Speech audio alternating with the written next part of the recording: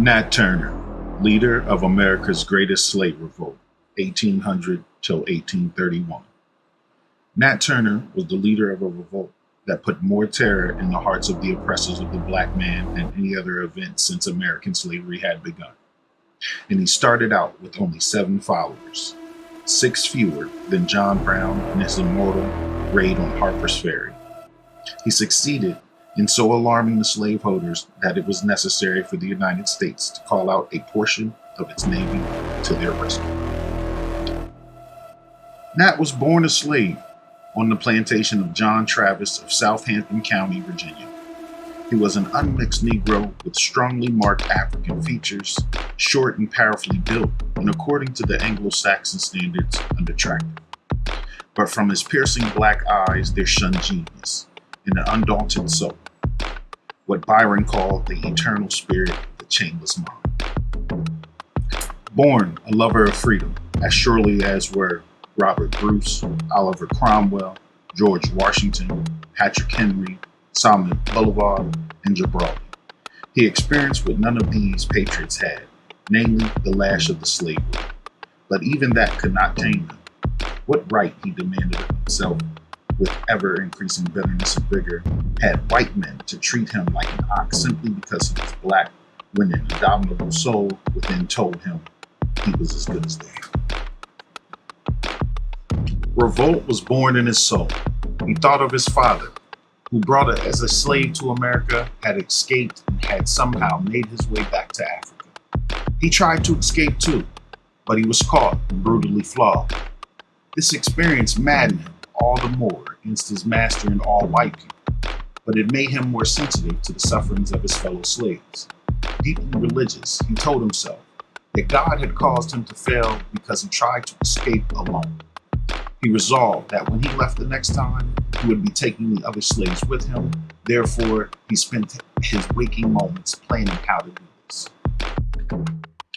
His conduct up to that time of his escape had been exemplary.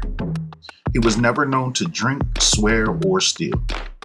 Very intelligent, he had learned to read with so much ease that he later said he did not know when he had started to do so.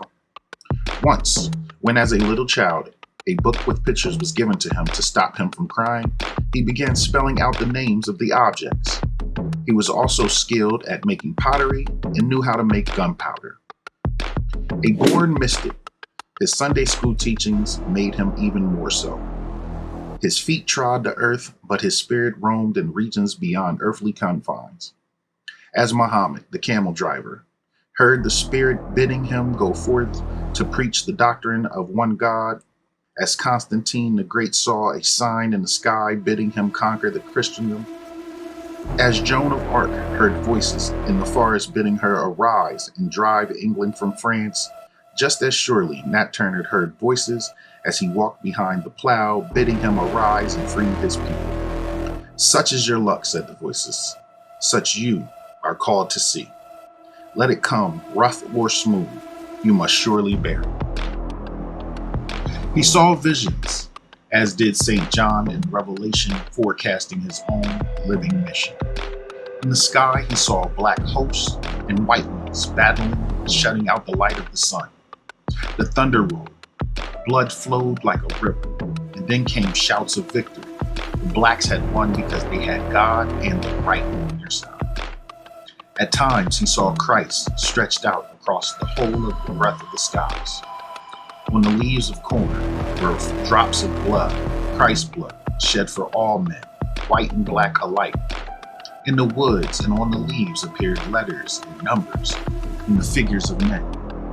He fasted, prayed, read his Bible, and withdrew from his fellow slaves. His hallucinations increased.